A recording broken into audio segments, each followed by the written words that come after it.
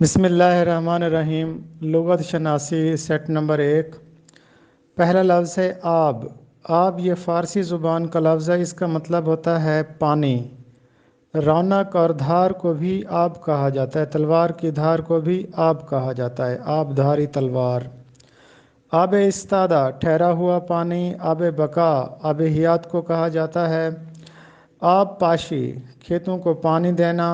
آب پیما وہ آلہ جس سے مائعات کے خالص اور ناخالص ہونے کا کھوج لگاتے ہیں۔ آب ترسی یہ مؤنث لفظ بولا جاتا ہے پاگل کتے کے کاٹنے کے سبب پانی سے ڈرنا، جس کو انگریزی میں ہائیڈروفوبیا کہتے ہیں۔ بسم اللہ الرحمن الرحیم۔ ظفر اقبال اردو اکیڈمی لغت شناسی۔ خامہ، خامہ کہتے ہیں قلم کو۔ سریر خامہ، سریر آواز، سریر خامہ قلم چلنے کی آواز۔ خامہ انداز لکھنے والا۔ خامہ فراسائی اپنے خیالات کو ضبط تحریر میں لانا۔ شمشیر بلبل خامہ، تلوار بلبل جیسا قلم۔ شمشیر کہتے ہیں تلوار کو، اور بلبل خامہ یعنی بلبل جیسا قلم، جیسے بلبل میں اس کے گانوں میں، اس کے نغموں میں روانی ہوتی ہے، ویسے ہی قلم کا رواں چلا۔ آتے ہیں غیب سے یہ مضامیں خیال میں، غالب سریر خامہ نوائے سروش ہے۔ بسم اللہ الرحمن الرحیم۔ ظفر اقبال اردو اکیڈمی امدادی افعال یا معاون فعل کے بارے میں آپ لوگوں کا سوال تھا، تو اس کی وضاحت کی جاتی ہے۔ سب سے پہلے ہم بات کرتے ہیں فعل پہ۔ فعل جسے اصل فعل بھی کہا جاتا ہے، یعنی فعل کی پہچان یہ ہے کہ اس میں زمانہ پایا جاتا ہے۔ جیسے وہ آیا، یعنی وہ آیا تھا اور ماضی میں آیا تھا، تو یہ ظاہر کرتا ہے ماضی کے زمانے کو۔ امدادی فعل ایسے افعال جو اصل فعل کے ساتھ استعمال ہو کر مرکب فعل بنائیں، یعنی دونوں مل کر ایک فعل بنائیں اور اصل فعل کے معنی میں زور پیدا کریں، یعنی فعل کی مدد کریں، تو وہ امدادی فعل کہلائیں گے۔ فعل کی وضاحت کے لیے اس کی مدد کرنے والا فعل امدادی فعل کہلاتا ہے۔ جیسے بچہ ہنستے ہنستے رو پڑا۔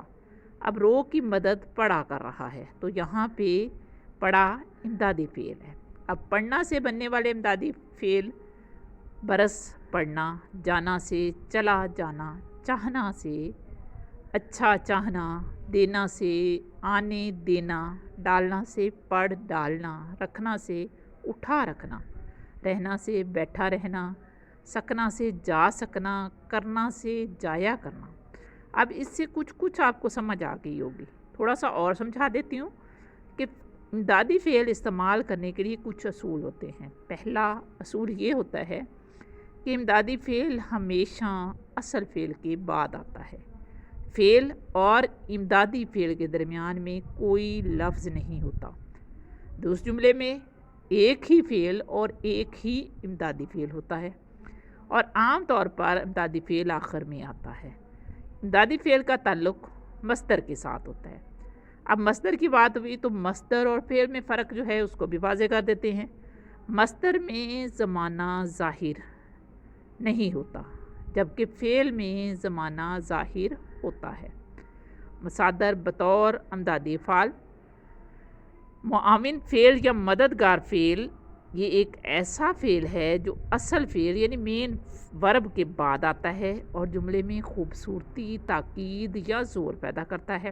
جیسے میں نے مثال دی ہے کہ بچہ آیا ہوا ہے، یہاں پہ ہونا جو ہے وہ آیا کی مدد کر رہا ہے، تو وہ امدادی فعل ہے۔ اردو کا امدادی فعل انگریزی کے امدادی فعل سے بالکل مختلف ہوتا ہے، اسے ہیلپنگ ورب مت سمجھیں۔ پہچان کا طریقہ: پہلا اصول یہ ہے کہ سب سے پہلے جملے میں افعال کو تلاش کریں۔ عام طور پر جملے کے آخر میں دونوں افعال آپ کو مل جائیں گے۔ اب دونوں افعال کے مصدر بنائیں۔ جب مصدر بنائیں گے تو آپ کو واضح ہو جائے گا کہ سوال کے مطابق کون سا اصل فعل ہے اور کون سا اس کی مدد کر رہا ہے۔ مثال دیتی ہوں: بچہ سویا ہوا ہے، ہم نے سویا اور ہوا دونوں کے مصدر بنائے، سونا اور ہونا۔ اب واضح ہو رہا ہے کہ سونا کی مدد ہوا کر رہا ہے، تو ہوا امدادی فعل ہے۔ ہوا چل رہی ہے، اب چل سے چلنا اور رہی سے رہنا۔ اب دیکھیں چلنا کی رہی مدد کر رہی ہے، تو اس لیے امدادی فعل ہے۔ تمہیں ذمہ داری کا احساس ہونا چاہیے، ہونا اور چاہنا۔ اب چاہیے ہونا کی مدد کر رہا ہے، تو چاہیے امدادی فعل ہے۔ بسم اللہ الرحمن الرحیم۔ Zafar Iqbal Urdu academy set number 52 grammar. آج کی گرامر میں شامل ہے استعارہ۔ استعارہ کے لغوی معنی کیا ہیں؟ ادھار لینا، آریتن لینا یا مانگنا۔ استعارہ کے لغوی معنی ہیں۔ اصطلاح میں استعارہ اس لفظ کو کہتے ہیں جو حقیقی معنی کی بجائے غیر حقیقی یا مجازی معنی میں استعمال ہو، اور حقیقی اور مجازی معنوں میں تشبیہ کا تعلق پایا جائے۔ استعارے میں ایک شے کو بائنہ دوسری شے قرار دیا جاتا ہے، اور اس دوسری شے کے لوازمات کو پہلی شے سے منسوب کر دیتے ہیں۔ تشبیہ میں ہم یہ کہتے ہیں کہ ایک شے دوسری شے جیسی ہے، یعنی اس میں مجازی تعلق نہیں ہوتا بلکہ حقیقی تعلق ہوتا ہے۔ استعارہ میں حقیقی اور مجازی تعلق ہوتا ہے، یعنی حقیقی چیز کو مجازی شے بنا دیا جاتا ہے۔ جیسے بچہ شیر ہے، یعنی بچہ پورے کا پورا شیر ہے۔ اب شیر کی ساری خصوصیات اس میں آ گئی۔ اور تشبیہ میں ہم بچہ شیر جیسا ہے یعنی بہادری میں قرار دیں گے۔ استعارہ میں فقط ایک شے یا اس کے لوازمات کا ذکر ہوتا ہے، یعنی ایک شے بولتے ہیں ہم، اور ان لوازمات سے ہمیں پتہ چل جاتا ہے کہ شیر ہم بچے کو کہہ رہے ہیں یا حضرت عباس کو کہہ رہے ہیں۔ جیسے کہ یہ مشہور شعر ہے جو سلامت علی دبیر کا ہے کہ کس شیر کی آمد ہے کہ رن کانپ رہا ہے، رن ایک طرف چرخ کہن کانپ رہا ہے۔ اب اس میں سلامت علی دبیر کا یہ شعر ہے، اور وہ شعر جو ہے کہتے ہیں حضرت عباس کو۔ اب یہاں پہ حضرت عباس کا ذکر نہیں ہے، شعر کا ذکر ہے، یعنی ایک ہی شے کے لوازمات کا ذکر ہے۔ تو یہ استعارہ ہے جو ظاہر کرتا ہے کہ حضرت عباس جو ہیں ان کے اندر تمام خصوصیات شعر جیسی تھی۔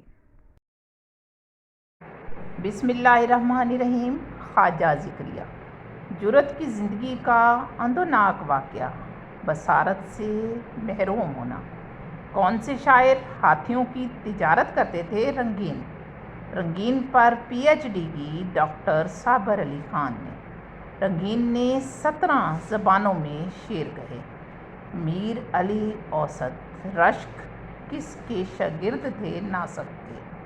معراج نامہ، مولد شریف، سراج، نظم، مثنویاں ہیں امام بخش ناسک کی۔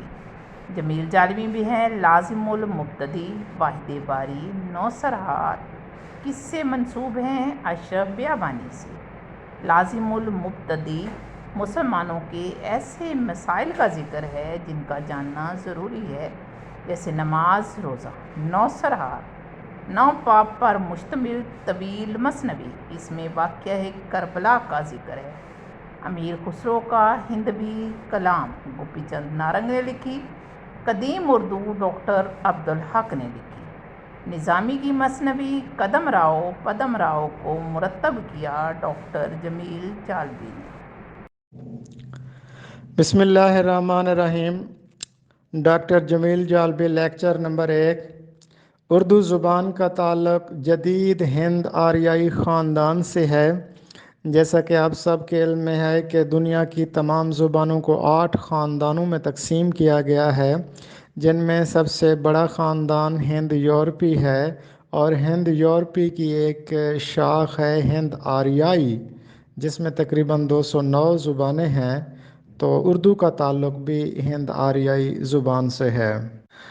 بر صغیر کی ساری جدید زبانیں اپ بھرنش کے بچے ہیں، یہ کہنا ہے گریرسن کا۔ آج سے 5000 سال پہلے آریانز ہندوستان آئے تھے، اور ان کی زبان سنسکرت تھی، اور ان کا جو رہائشی علاقہ تھا وہ وسطی ہند تھا، وسطی ہند میں یہ دوآبا گنگا اور جمنا کا علاقہ آتا ہے۔ کالیداس 5ویں صدی عیسوی کا شاعر گزرا ہے۔ مشہور ہندی صنف دوہا اپبھرنش کی صنف سخن ہے۔ برج بھاشا اودھی، پنجابی، ہندی، شورسینی اپبھرنش کی شاخیں ہیں۔ ہندی ادب کی تاریخ کے مصنف ہیں محمد حسن۔ تمدن ہند پر اسلامی اثرات کے مصنف ہیں ڈاکٹر تارا چند۔ اردو قدیم کے مصنف شمس اللہ قادری ہیں، جبکہ قدیم اردو ایک مضمون ہے مولوی عبدالحق کا۔